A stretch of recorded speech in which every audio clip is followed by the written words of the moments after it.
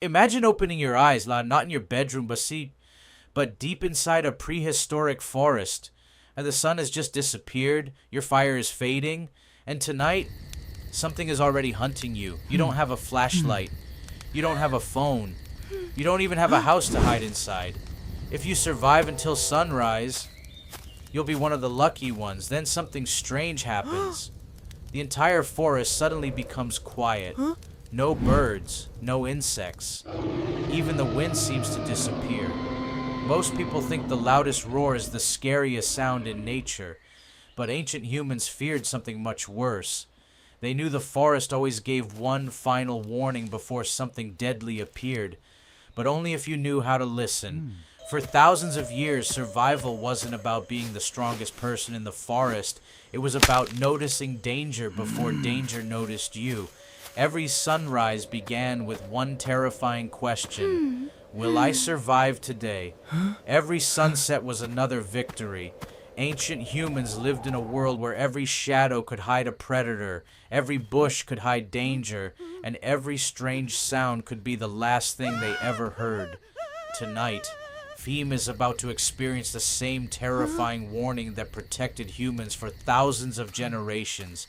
Feem isn't the strongest hunter in his tribe. He isn't the fastest either. But he has learned one lesson every ancient survivor knew. Sometimes the smallest sound can tell you the biggest secret. As darkness covers the forest, Behem carefully places another piece of wood onto the campfire. The warm flames push back the darkness, but only a few steps away. The forest remains completely black. His tribe quietly gathers around the fire, listening to the sounds of the night. Then, snap, a tiny twig breaks somewhere behind him. It isn't loud, it isn't dramatic, but Behem immediately freezes. He doesn't turn around, he doesn't speak, because whatever made that sound already knows exactly where he is. Slowly, Behem turns toward the darkness. Between the trees, there is nothing. No glowing eyes, no movement, no animal, just endless shadows stretching through the forest. Most people would relax after seeing nothing. Behem doesn't. Ancient hunters understood something modern people rarely experience. Sometimes the most dangerous predator is the one you never see. The tribe's elder quietly leans closer and whispers only one word. Listen. Behem closes his eyes. Not because he's afraid, but because his ears can sometimes discover what his eyes cannot. For several seconds, he hears only the crackling fire. Then, he notices something strange. The crickets have stopped singing. Only moments ago, the forest echoed with insects, birds, and tiny animals moving through the leaves. Now, nothing. Complete silence. Ancient humans learned to trust these moments. Long before scientists understood animal behavior, people realized that forests often became silent when predators moved nearby. Birds stopped calling, small animals disappeared, even insects sometimes became quiet. Nature was sending a warning. Behem doesn't know what is hiding in the darkness, but he knows one thing. Whatever it is, it hasn't gone away. A second twig suddenly snaps. This time, much closer. Every instinct tells him to run. Every muscle in his body wants to sprint back toward the tribe. But ancient hunters knew running could make things worse. Many predators chase anything that suddenly flees. So Behem stays perfectly still. His breathing slows.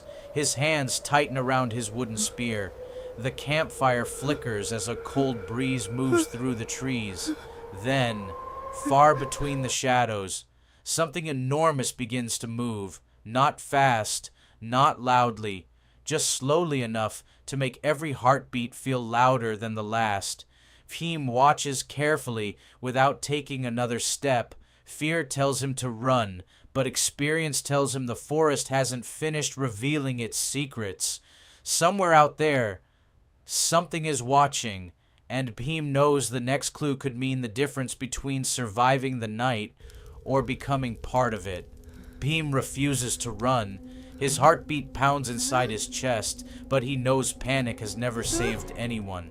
Ancient survivors didn't live longer because they were fearless. They survived because they stayed calm when fear tried to take control. Somewhere in the darkness, the forest still has one more clue to reveal. Instead of staring into the trees, Beam slowly lowers his eyes to the ground. Fresh footprints cross the soft mud beside the campfire.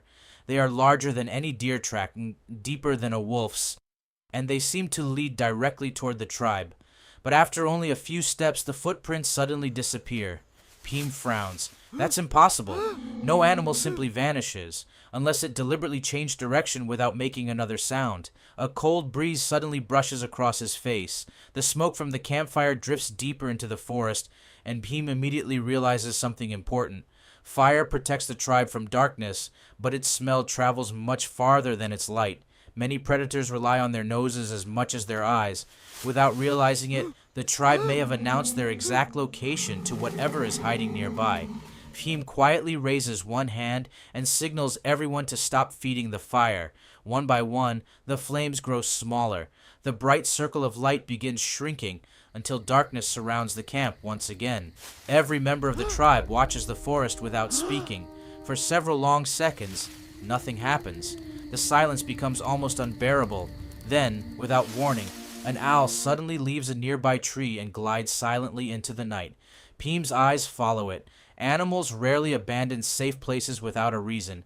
If the owl is leaving, something else must be arriving. A nearby bush begins to move, not violently, not suddenly, just enough for the leaves to tremble. Every eye turns toward the movement. Nobody breathes. Nobody blinks. The entire forest seems frozen in time.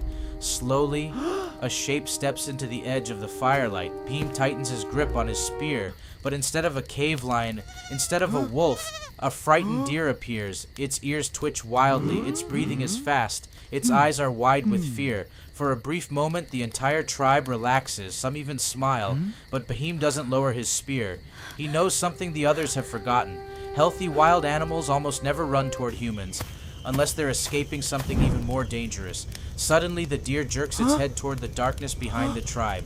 For one terrifying second, it freezes. Then it bolts away at full speed, disappearing between the trees without looking back. Peem doesn't watch the deer. He's watching the direction it came from. Then everything changes. Birds burst into the sky all at once. Monkeys scream from the treetops. Leaves shake across the forest. And just as quickly, every sound disappears again. Complete silence. At that moment, Peem finally understands. The most terrifying warning was never the roar. It wasn't heavy footsteps. It wasn't the breaking twig. It was the silence that came afterward, because silence meant every smaller animal had already detected something far more dangerous than any human could see. Nature had spoken first. Long before people invented science, ancient humans learned to trust these invisible warnings. Today, researchers still study how birds, deer, monkeys, and countless other animals react to nearby predators. Many species notice danger minutes before humans do. Those tiny reactions once became one of humanity's greatest survival tools. Peem slowly lowers his spear, not because the danger has disappeared, but because he now understands the forest's language. The first warning isn't always loud. Sometimes, the loudest warning is hearing nothing at all. As the first light of morning rises above the trees, birds begin singing once again. Insects return to the grass. The forest slowly comes back to life. The tribe breathes a collective sigh of relief. They survived another night, not because they were the strongest creatures in the forest, but because they listened when nature whispered instead of waiting for it to scream. Maybe that's why, even today, walking through a quiet forest can make you feel uneasy without knowing exactly why. Deep inside your brain, a tiny piece of your ancient ancestors may still be listening for the same warning that once kept them alive. So here's a question. If you were standing beside Peem's campfire, and the entire forest suddenly became silent, would you stay, or would you run? Tell us your answer in the comments, and if you enjoyed stepping back into the world before civilization, subscribe to Curious Mind Lab.